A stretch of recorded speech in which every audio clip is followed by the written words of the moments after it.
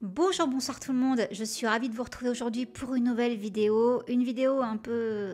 c'est pas très joyeux quoi, mais certains d'entre vous m'avaient demandé d'explorer un peu le sujet sur le fameux club des 27. On va voir tout ça ensemble, mais avant de démarrer, je tiens à remercier mon fidèle partenaire CyberGhost VPN. Je ne le répéterai jamais assez, mais un VPN, c'est vraiment un outil indispensable quand vous surfez sur Internet, surtout lorsque vous vous connectez à un réseau Wi-Fi qui est public. Car grâce à CyberGhost et son système de tunnels privés sécurisés, vous serez protégé des hackers, également des sites malveillants, car ce tunnel permet de crypter vos données, également de masquer votre adresse IP et du coup de protéger toutes vos données personnelles. Adresse mail, mot de passe, coordonnées bancaires, très important. Concernant la partie un peu plus fun, vous pourrez également avoir accès à du contenu géo-restreint, et ça sur une quarantaine de plateformes. Rien de plus facile, vous choisissez la plateforme, ensuite vous allez sur CyberGhost, vous sélectionnez le pays auquel vous voulez avoir accès au catalogue, vous cliquez, vous rafraîchissez le site sur lequel vous souhaitez visionner le catalogue. Et voilà, vous avez donc le catalogue du pays qui s'affiche avec ses exclusivités. Je vous précise également que CyberGhost est compatible avec Mac iOS, Windows, console de jeu, télé, entre autres. Et avec un seul abonnement, vous pouvez couvrir jusqu'à 7 appareils, ordinateur, tablette, téléphone portable, et en faire également profiter vos proches. Donc n'hésitez pas à rejoindre les plus de 38 millions d'utilisateurs en cliquant sur le lien que je vous mets à l'écran, mais également en barre d'infos, qui vous permettra aussi d'avoir 83% de réduction. Ça vous reviendra donc l'abonnement à 2 € par mois. Vous avez en plus 4 mois offerts, 45 jours satisfaits ou remboursés, sans oublier que vous avez une assistance technique disponible 24 heures sur 24, 7 jours sur 7 en français. Donc écoutez, j'ai envie de dire, que demande le peuple? N'hésitez pas à tester. Et c'est parti donc avec notre sujet du jour. Alors le club des 27, franchement il y a un truc qui fout les frissons avec ce club-là. Ce chiffre-là, 27, c'est devenu une espèce de légende noire dans le monde de la musique et du cinéma. Pourquoi autant d'artistes jeunes, brillants, carrément iconiques sont morts exactement à cet âge-là? Est-ce que c'est juste une coïncidence bizarre, un bug dans les stats, ou carrément une malédiction comme certains disent? Ces gens-là, ils avaient tout. Du talent pur, une aura de dingue, une énergie brute qui retournait les foules. Tout le monde les regardait comme des étoiles filantes, et pourtant aucun d'eux n'a passé le cap des 27 ans. Pour n'en citer que quelques-uns, hein. Amy, Kurt, Jim, Janice, Jimmy et même River. Alors pourquoi ce chiffre revient encore et encore? Pourquoi 27? On va essayer de répondre à cette question. Certains m'ont demandé de creuser le sujet, donc je m'exécute volontiers. Donc écoutez, on se lance dans le sujet. Alors, on les appelle les membres du club des 27. Pas parce qu'ils se connaissaient, mais parce qu'ils ont tous quitté ce monde à 27 ans. Et que leur mort est devenue aussi culte que leur vie. Ces artistes ont incarné des époques, des révolutions musicales et culturelles. Ils ont transformé leur passion en légende, et paradoxalement, ce sont leurs fins tragiques qui ont gravé à jamais leur nom dans notre mémoire collective. On va commencer avec Jimi Hendrix. Je vais pas tous vous les citer, hein, j'en ai pris que quelques-uns. Mais Jimi Hendrix, mort le 18 septembre 70 à Londres. Il s'étouffe dans son vomi après avoir pris un mélange mortel de vin rouge et de somnifères. Et Jimi Hendrix, il était bien plus qu'un guitariste virtuose. Il a réinventé la musique électrique. Son style flamboyant, son jeu innovant, sa capacité à fusionner blues, rock et psychédélisme ont bouleversé toute une génération. Rolling Stone le qualifiera plus tard de plus grand guitariste de tous les temps, et pourtant, derrière cette icône flamboyante se cachait un homme fragile, torturé, pris dans un tourbillon d'excès et d'isolement. Et il n'est pas le seul, on continue. Janis Joplin, morte le 4 octobre 70, seulement 16 jours après Hendrix. Overdose d'héros dans une chambre d'hôtel de Los Angeles. Et alors, Janis, c'était une voix brute, puissante, brute de décoffrage également. Hein. Elle incarnait la douleur et la passion à l'état pur. Elle chantait avec tout son corps, toute son âme. Elle faisait ressentir chaque note comme une confession intime, et elle disait « On ne peut pas vivre sans aimer, même si c'est un peu, même si c'est mal. » C'était une interview pour Rolling Stone en 70. Et cette phrase, elle révèle toute sa complexité. Une femme en quête d'amour, mais enchaînée par ses démons. comme plein d'autres. Sa vie fut un combat constant entre sa quête d'authenticité et ses addictions destructrices. Et on poursuit Jim Morrison, chanteur des Doors, mort le 13 juillet 71 à Paris. Donc officiellement une crise cardiaque, mais de nombreuses rumeurs évoquent une overdose. Donc Jim, le poète maudit, une énigme à lui seul, avec sa voix hypnotique, ses textes empreints de mysticisme et de rébellion, il a façonné le rock des années 60. Il a aussi façonné mon enfance parce que mon frère me l'a collé un nombre incalculable de fois. J'ai tous ses titres ici quasiment. Il est enterré au Père-Lachaise, où des milliers de fans viennent encore en pèlerinage, et il avait déclaré « Je suis intéressé par tout ce qui touche à la rébellion, au chaos, aux choses qui ne suivent aucune règle. » C'était en 69. Donc cette phrase résume son esprit libre et destructeur, un homme qui brûlait d'une intensité impossible à contenir. Ensuite, Kurt Cobain, qui saute la vie par arme à feu le 5 avril 94. La voix déchirée de Nirvana, l'icône grunge qui portait à lui seul le mal de vivre d'une génération tout entière de désenchantés. Ses chansons chargées de douleur et de rage ont capturé un profond malaise adolescent et adulte, et son décès a marqué la fin d'une époque et l'explosion d'un mythe. Un homme incapable de concilier sa sensibilité exacerbée avec la célébrité oppressante. Et dans la même veine, Amy Winehouse, retrouvée morte chez elle à Londres le 23 juillet 2011. Je vous ai fait toute une vidéo sur Amy. Bon, il y avait plus de 3 grammes d'alcool dans le sang. Amy, elle possédait une voix unique, rauque,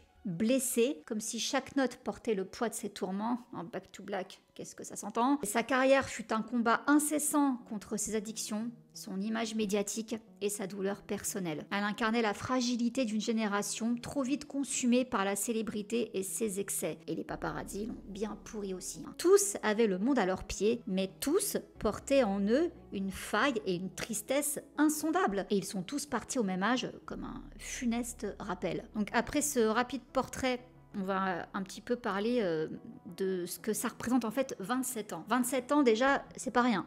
C'est souvent l'âge où on termine ses études, si on a fait de longues études, où certains décident d'avoir un enfant, ou d'autres commencent à se dire qu'il serait peut-être temps de se caser, et aussi où certains commencent à comprendre qu'ils ne feront peut-être jamais ce qu'ils avaient imaginé.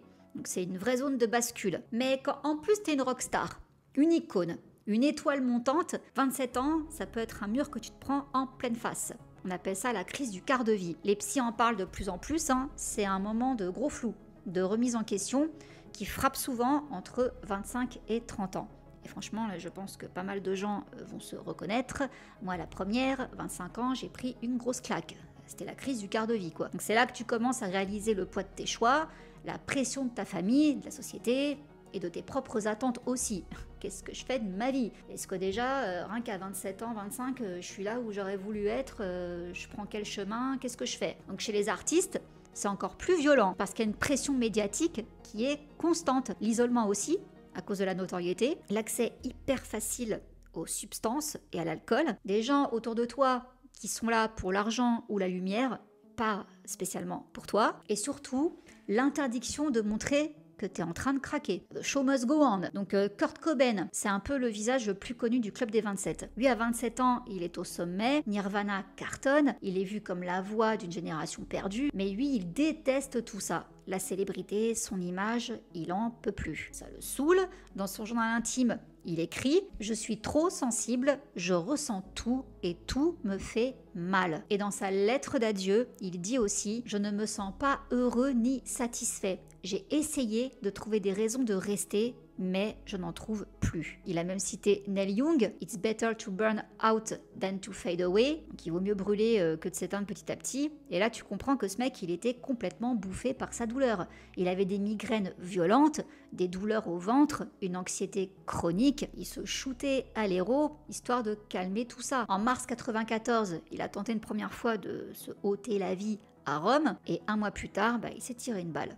Voilà, 27 ans. Amy Winehouse, elle, c'était l'anti-star totale. Les interviews, les tapis rouges, les paillettes, non, c'était pas du tout pour elle. Elle détestait ça. Et pourtant, avec Back to Black, elle a explosé. Elle est devenue une icône. Elle avait même réinventé son image, une espèce de pin-up. Mais voilà, le succès et la chute.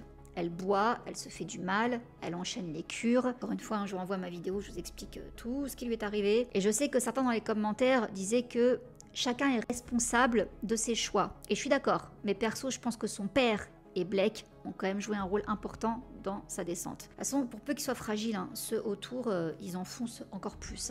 Donc quelques jours avant sa mort, son garde du corps a dit qu'elle avait l'air fatiguée, comme si elle avait tout dit. Janis Joplin, une bête de scène, mais à l'intérieur elle était brisée. Elle se trouvait moche, elle se sentait rejetée, incomprise. Elle a dit dans une interview en 70, « Sur scène, je fais l'amour à 25 000 personnes, puis je rentre seule chez moi. » Donc elle aussi, elle se perd dans les substances et elle meurt seule dans une chambre d'hôtel, overdose d'héros. Et River Phoenix, donc, acteur hyper talentueux, hyper respecté, qu'on a vu dans Stand By Me ou My Own Private Idaho, il fuyait les gros blockbusters, il voulait rester fidèle à lui-même, mais il s'est retrouvé dans des cercles toxiques qui l'ont amené au 31 octobre 93 à s'écrouler devant le Viper Room à Los Angeles d'une overdose, comme je vous disais, donc à 27 ans. Donc à 27 ans, on croit souvent qu'on a le temps, mais pour ces artistes, tout est allé trop vite. Succès prématuré, exposition extrême, entourage malsain. Résultat, leur corps n'a pas tenu, leur esprit encore moins. Donc ce n'est pas l'âge qui tue, c'est ce que représente cet âge.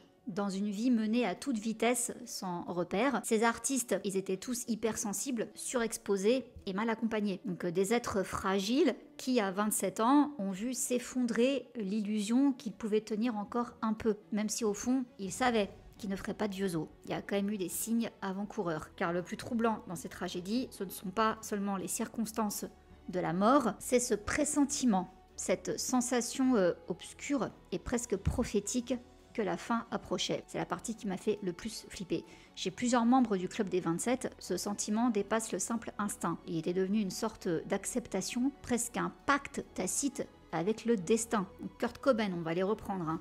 Bien avant qu'il mette fin à ses jours, il avait exprimé une lassitude profonde. Dans une interview pour Rolling Stone en 92, il avait déclaré « Je suis sur le point d'abandonner. J'ai l'impression d'être déjà mort. » Son journal intime, publié après sa mort, regorge de phrases sombres, obsédantes, où il dit « Je me suis toujours senti trop sensible. Je suis une éponge. Je ressens trop tout profondément. » Il n'arrivait plus à vivre dans ce monde qui l'étouffait. Son corps rongé par l'héros et la douleur était le théâtre de ce combat silencieux. Finalement, oui, on savait que ça allait très mal se terminer. Amy Winehouse, elle, c'est pareil. Son effondrement, il a été annoncé. Elle avait lutté contre ses addictions, contre ses démons. Elle avait pourtant tenté de s'en sortir. Mais à mesure que sa célébrité grandissait, son éclat s'éteignait peu à peu. Elle répétait souvent à ses proches « Je ne pense pas être faite pour durer ». Son père, Mitch Winehouse, a raconté dans un documentaire que dans les derniers jours d'Amy, elle semblait résignée, presque lucide face à son destin. Et une semaine avant sa mort, elle aurait confié à son garde du corps, celui qui l'avait trouvée très fatiguée, comme si qu'elle avait abandonné, lui a dit « Je suis fatiguée de lutter ». Peut-être que c'est plus simple de se laisser aller, comme si que voilà, c'était la fin. Jim Morrison, alors lui c'était encore autre chose, il était obsédé par la mort. Dans son poème An American Prayer publié en 70, il écrit « La mort fait de nous tous des anges et nous donne des ailes là où nous avions des épaules lisses comme les griffes d'un corbeau ». Donc il se plaisait à dire qu'il ne dépasserait jamais les 30 ans. Il n'y a aucune autopsie, comme je vous disais, qui a été pratiquée, officiellement à cause donc d'une crise cardiaque, mais les rumeurs de otages de vie ou d'overdose, voire de disparition orchestrée, ont nourri le mystère pendant des décennies, mais voilà, on n'arrive pas trop à savoir pour lui parce que, comme je vous dis, on aurait dit qu'il savait qu'il ne ferait pas de vieux os, il dépasserait donc pas les 30 ans. Janis Joplin, une lettre posthume, a été retrouvée dans sa chambre d'hôtel, adressée à un ami proche. Voici ce qu'il y avait écrit dessus. « Je commence enfin à me sentir en paix. C'est étrange, comme si je pouvais lâcher prise maintenant. » La lettre est datée du 3 octobre. Elle ne s'est pas réveillée le lendemain. River Phoenix, donc comme je vous disais, il était introverti, végétalien militant également, idéaliste farouche. Il rejetait la machine hollywoodienne et dans une interview en 91, il confiait « Je ne serai jamais un vieil acteur. Je ne suis pas fait pour durer, comme Amy. » Et à peine 2 ans plus tard, 31 octobre, il meurt. Jimi Hendrix, le 17 septembre 70, il enregistre un dernier poème sobrement intitulé « The Story of My Life », que l'histoire de ma vie, en disant « L'histoire de la vie est plus rapide qu'un battement de cils. L'histoire de l'amour, c'est bonjour et adieu, jusqu'à ce que nous nous retrouvions. » Et il est mort le lendemain. Tout ça pour vous dire que ce pressentiment de la fin, est-ce que c'était une vraie conscience ou une fatalité? Quand on y repense, Ces phrases, on dirait presque qu'ils disaient adieu. Bon, c'est le cas pour certains parce qu'ils se sont ôtés la vie. Mais est-ce qu'ils savaient quelque part que leur temps était compté? Ou est-ce que pour certains qui ne se sont pas ôtés la vie, est-ce qu'on a projeté ça après coup parce qu'on cherchait du sens à leur disparition? Chacun répondra ce qu'il veut, mais ce qui est sûr, c'est que leur mort ne ressemble pas à un simple accident de parcours. C'est comme si pour eux c'était déjà écrit. C'était presque logique en fait, ils feraient pas de vieux os. C'est la suite d'une histoire qui allait trop vite, trop fort. Et c'est peut-être ça justement le plus troublant, ce sentiment qu'ils allaient partir tôt et que tout le monde l'a un peu senti aussi. Il y avait quand même des gros red flags. Et c'est donc comme si ce chiffre 27 n'était pas qu'un âge, c'était une espèce de frontière, une sorte de point de non-retour, et du coup, ça a donné un mythe. Donc alors, ce mythe, justement, on va en parler dans cette partie suivante. Le club des 27, bon, vous l'aurez compris, à la base, c'est pas un vrai club, là-dessus, on est d'accord. C'est un nom, c'est une idée, c'est un truc qu'on a inventé après coup. Donc tout a commencé dans les années 70, juste après la mort de Brian Jones, le guitariste des Rolling Stones. Et puis très vite, ça s'est enchaîné. Jimi Hendrix, Janis Joplin, Jim Morrison, tous morts à 27 ans, en moins de 2 ans. Forcément, là, le chiffre, il commence à faire flipper. Et ce serait donc un journaliste britannique qui s'appelle Alan Smith qui aurait utilisé pour la première fois le terme Club des 27 dans un article en 71. Mais c'est surtout avec la mort de Kurt Cobain en 94 que le mythe a pris une autre ampleur. Et c'est revenu encore plus quand Amy Winehouse est morte en 2011. Mais est-ce qu'un âge peut vraiment être maudit? Parce que c'était un peu ça, donc le Club des 27, oulala, 27 ans, attention, on retient son souffle, qui va mourir? Donc est-ce que c'est un chiffre maudit ou une coïncidence ou vraiment un truc bizarre quoi? Alors il y a des chercheurs quand même qui ont étudié le truc, et qui disent que non, qu'on voit ce qu'on veut bien voir. Donc voilà, je casse l'idée du mythe. C'est un biais cognitif selon eux. On retient les morts à 27 ans parce qu'elles collent à une histoire. Mais en vrai, les artistes meurent jeunes et à plein d'âges différents. Il y a une étude qui a été menée en 2011 par l'université de Glasgow qui l'a montré. Les musiciens célèbres ont un taux de mortalité plus élevé que la moyenne, mais 27 ans, ça n'est pas un pic statistique, c'est juste un âge parmi tant d'autres. Donc pourquoi cette obsession autour du chiffre 27 ? Parce que les médias, encore eux, toujours eux, ont nourri ce mythe, et parce que ça fascine le Club des 27. Ça donne du sens à l'insensé, tout simplement en fait. Et certains parlent même d'un effet nocebo collectif. En gros, à force d'entendre parler du Club des 27, certains artistes finiraient par y croire eux-mêmes. Ils intérioriseraient ce destin tragique comme s'il faisait partie du package génie torturé. Donc la célébrité, oui, elle déforme tout, elle isole, elle pousse à l'excès, elle détruit parfois plus qu'elle ne construit, et cette fameuse malédiction, ça finit par s'imprimer dans la tête des artistes. Peu qu'en plus ils aillent pas très bien. Et on voit ça partout, dans les séries, les films, les biographies, les documentaires. Le Club des 27, c'est devenu une marque. C'est horrible de dire ça, mais oui, c'est un mythe qui a été consommé. Les gens y ont projeté leur peur, leur fascination pour ceux qui brillent trop fort et qui s'éteignent trop vite. Si je peux dire ça de manière un petit peu poétique et pas trop glauque, c'est un peu ça quoi en fait. C'est une espèce de légende urbaine qui fascine les gens. Donc on entretient le mythe. Mais ce mythe, ça n'est pas juste une suite de drames. C'est devenu aussi un symbole, celui de la rébellion. Et parce que quand on voit ceux qui sont morts à 27 ans, on y associe la rébellion. C'est devenu le mythe de la jeunesse en fait qui refuse les règles, de la beauté qui se fracasse contre le réel. Donc le Club des 27, c'est l'histoire de ceux qui ont tout donné, trop tôt, trop fort, et qui ont fini par se brûler les ailes devant tout le monde. Donc le Club des 27, est-ce que c'est une réalité, une légende? Bon, je vous laisse décider par vous-même, mais c'est peut-être un petit peu des deux. Et à savoir quand même que c'est pas le seul club. Je pourrais aussi vous parler du Club des 33. Oui, il y en a un. Pourquoi 33 ans d'ailleurs? Petite parenthèse sur ce Club des 33.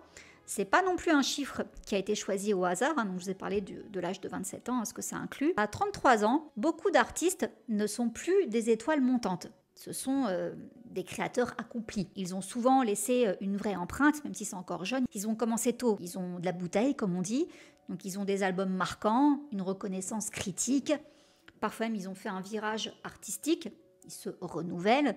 Et ils sont en plein dans ce point d'équilibre entre la fougue de la jeunesse et la maturité de l'expérience. Et puis 33 ans, n'oubliez pas, signification symbolique, c'est aussi l'âge auquel serait mort le Christ, selon la tradition chrétienne. Quand on parle de mythe, les symboles comptent. Et contrairement au club des 27, souvent lié aux overdoses, aux tentatives de S et aux vies qui déraillent trop tôt, le club des 33, lui, regroupe des morts très différentes. Des maladies, des accidents, des violences, et certains de ces artistes étaient enfants prodiges, d'autres ont percé sur le tard, mais tous ont en commun d'avoir disparu à un moment où leur voix comptait, où leur œuvre avait trouvé sa forme, et ça nous rappelle un truc essentiel, peu importe le talent, la gloire ou l'âge, la vie reste fragile. Donc, si vous voulez, je suis pas en train de faire une compétition de chiffres, hein. C'est juste une manière d'élargir un petit peu notre regard sur tout ça. Il n'y a pas, si vous voulez, de règles. Si on veut établir un club, on peut prendre n'importe quel âge, rassembler plein d'artistes morts à cet âge-là et dire voilà, il y a un club des 26, des 27, des 28, des 29, des 30.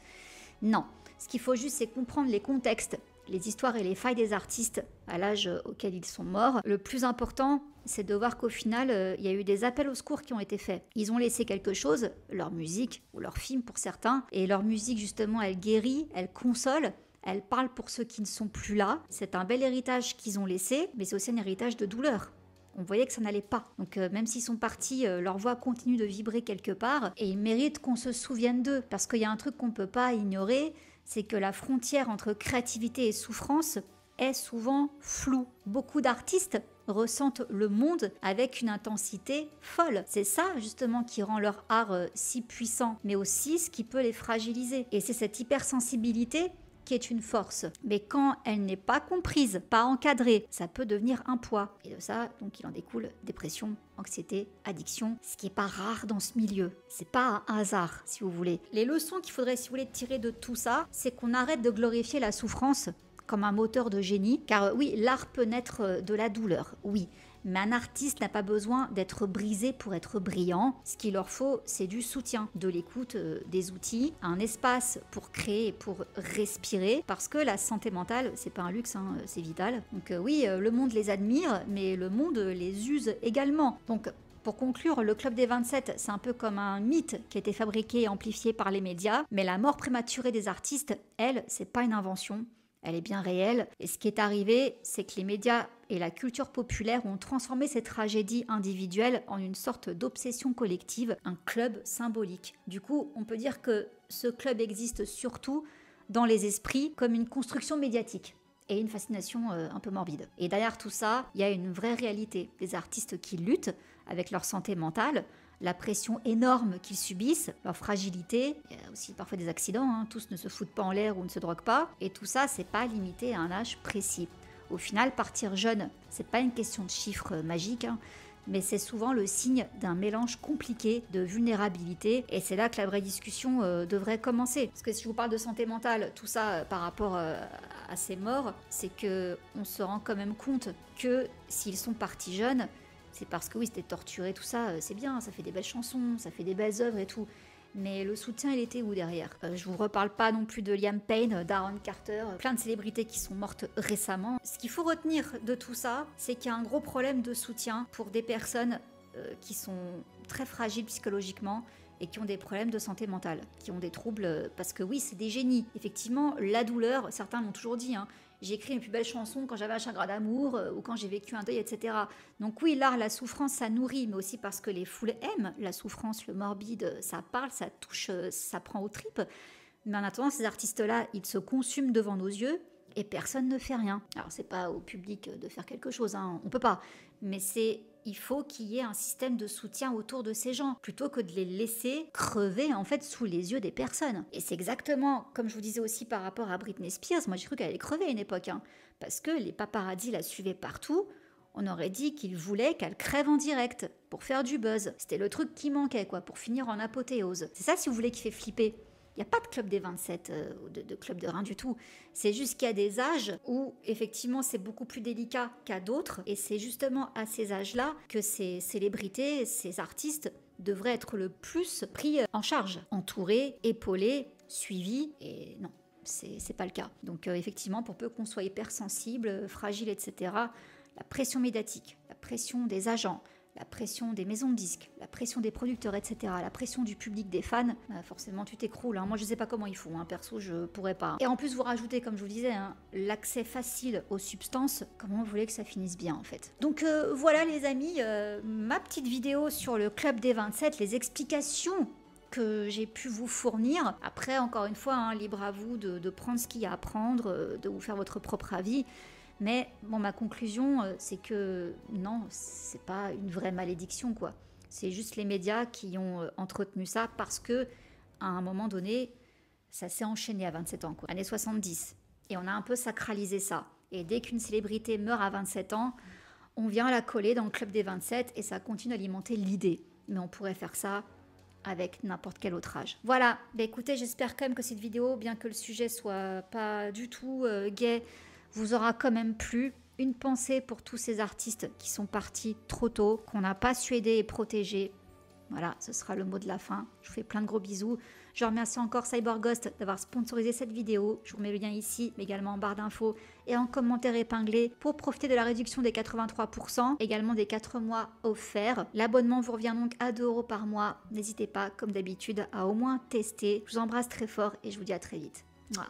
Bisous.